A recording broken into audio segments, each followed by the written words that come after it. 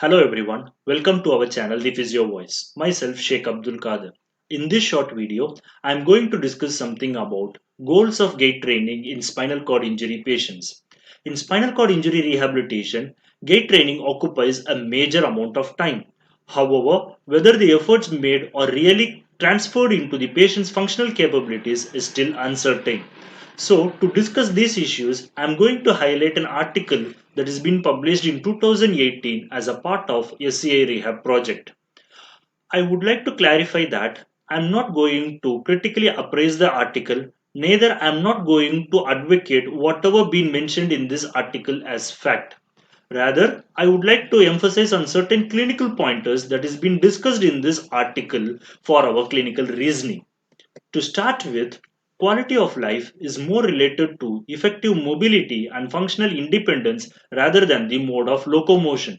So, if a person has effective mobility and be functionally independent even with wheelchair, his quality of life can be better. Secondly, functional training during inpatient rehabilitation is associated with improved transfer and wheeled mobility skills in the long term. So, the rehabilitation must be focusing majorly on developing the skills that is required for the patient's later life. As expected, a person with successful wheelchair skill would have improved quality of life and better community participation. The major drawback of giving gait training to a non-functional ambulator is that the time spent during gait training may have allowed the patient to envision themselves returning to ambulation and their prior level of function.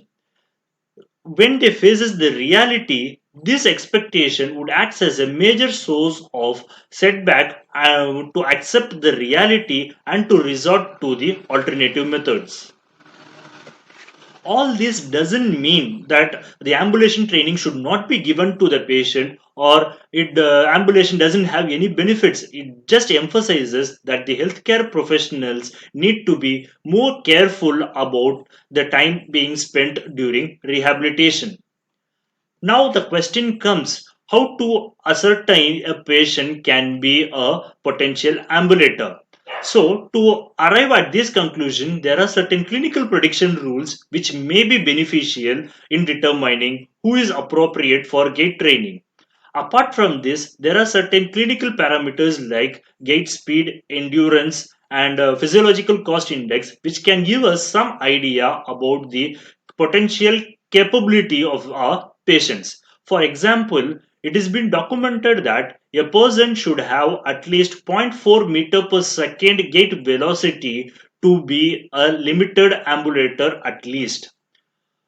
So let us consider all these things before setting goals for our patients with spinal cord injury.